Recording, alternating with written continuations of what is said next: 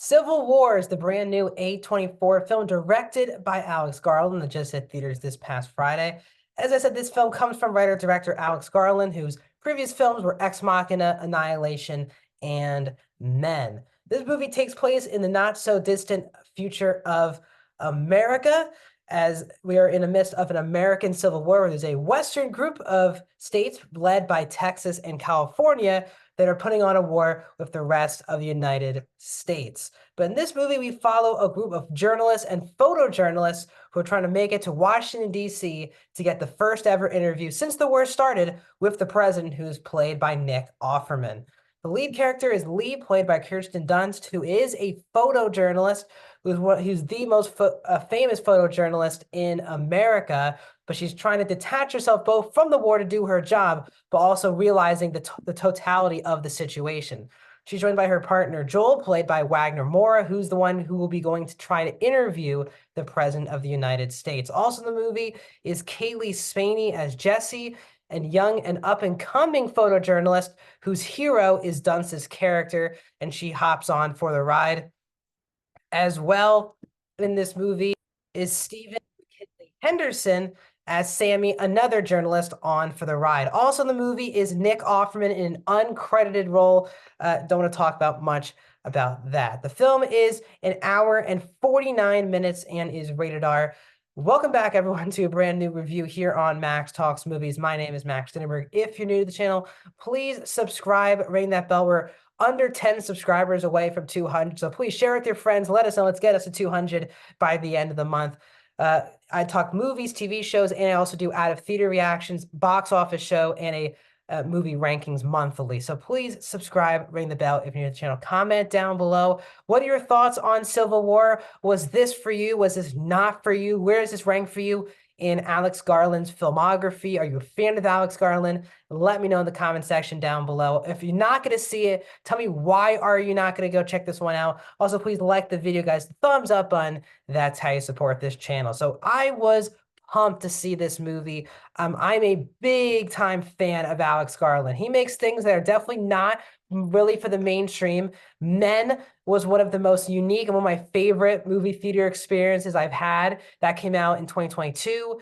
Annihilation, and obviously the revolutionary Ex Machina. These really have impacted the pop culture since Garland started directing with Ex Machina back in 2014. And this movie I was very fascinated in because it's about this not too distant war. Would it hit too close to home? Would it pick a political side to go after? So I was all interested in what was going on. But let's get into my thoughts on A24's most expensive film, Civil War. And what I'm going to say is, I thought this movie was excellent.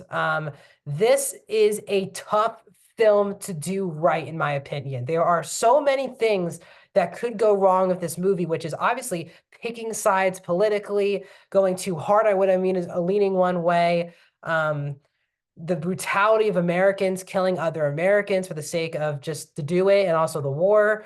There are so many reasons from a script perspective, acting, all these things that could have gone wrong with this movie, but it did not, in my opinion. Now, there are definitely some issues that I'll have, which I'll say in a bit, but I thought this film was excellent. And I think the MVP of the movie is, of course, writer-director Alex Garland. This movie is $50 million, and it's the highest budgeted film that A24 has done.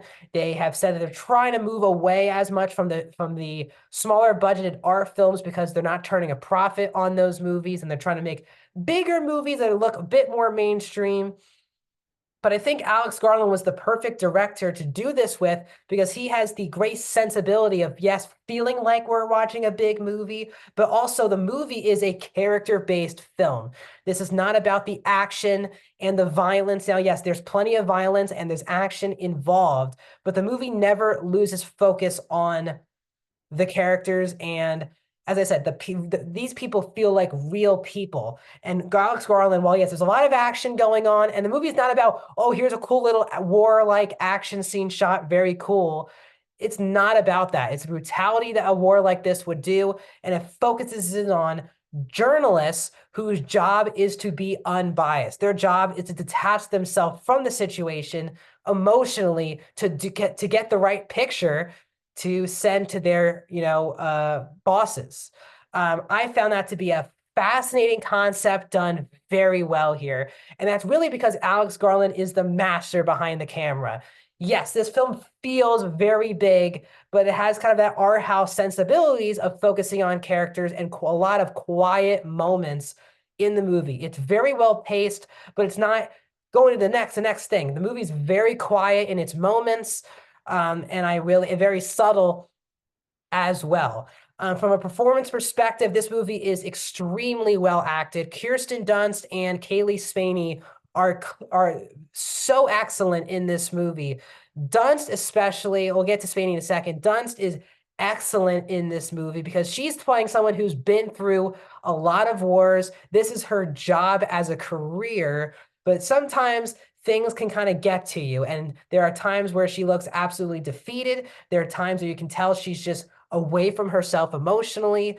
It's a really tough performance. I think a lot of people are going to give her credit for because she's trying to battle being in the moment, but also not being in the moment. And that all comes down to performance. And Dunst does an excellent job with that. As I said, the other lead character, Kaylee Spaney, is excellent in this film. And the friendship that is built between Lee and Jesse is easily the best part of the movie. Their dynamic is excellent. Not just because it's not, they don't even go down the stereotypical route. Yes, Jesse's hero is Lee. There's a lot of complicated dynamics of your hero being a wartime photojournalist, what that job entails, and seeing, at times we're also seeing this war through Jesse's eyes, who's trying to do a good job, do her job, also sometimes just can't detach herself from the brutality and the violence that is going on in the film. Jesse Plemons, as I said, is in this movie in one sequence that you've seen in the trailer. It is an uncredited role, so I don't want to go too deep into it, but it is one of the most terrifying scenes in a movie that I've seen in a long time. It's a quiet moment with no score, but it is the most intense that I felt in a movie in a long time. It was thrilling. It was on the edge of your seat, not knowing who was going to make it or not make it. And it was just a thrilling sequence, and easily was the best scene of the entire movie. So I want to give props to Jesse Plemons because he killed it in a very short amount of screen time. All the other performances are very strong. Wagner Moore is very strong. His character has a big moment towards the end of the second act. I was like, okay, that was a good place for him to be. And then he kind of just goes back to how he acted before in the third act of the movie. And I wish his character had a more of an impact than he did towards the third act of the movie. McKinley Henderson's also very strong in this movie as well. Now, as I said earlier, there are definitely some flaws with the movie. The two main flaws for me, I think the movie goes for a lot of songs more than actual score. And for me, there are points where a song choice works, and there's points where the song choice feels weird to me. So I think the song choices for me were just a mixed bag. They sometimes worked, sometimes didn't, sometimes got me back locked into a scene, sometimes pulled me out of a scene. So I wish the movie had more consistent song choices scene to scene, because we're seeing violent, depressing things going on, and we kind of get these songs kind of plopped in. And as I said, it's just a mixed bag if they work or not to you. I don't know if that's a personal thing for me, but that's just how I felt while watching the movie. On a story level, the movie chooses, obviously, this movie does not pick a side politically, which I really respected and I really admired about the movie. And it's the way the movie should have been told without leaning one way or the other. It's this is the destruction of kind of America in this film. But from a flawed perspective, we don't really know from a background perspective kind of what started the war and the ins and outs of the war. We're just kind of thrown into it. We're told that California and Texas seceded and they're doing their own thing and they're going after people in the United States and all these things. We're told the president, who's played by Nick Offerman's on his third term, but really other being told basic level things, we don't really get. I think we really needed a little bit more information on the ins and outs of the war, who's on what side of things. Because the movie is trying to say you should be rooting for no side throughout the entire film. That's fine. I just would have liked to hear more background of, is it really just Texas and California against the rest of the country? How would that even work? I think there were more ways to explain what was actually going on around the characters. But still, I thought this movie was excellent. It's a tough movie to get right, and I think Alex Garland definitely got it right. I'm going to give this film a 4 out of 5 stars. 83% for A24's new film. What are your thoughts on the movie? Let me know in the comment section, and I'll see you guys soon.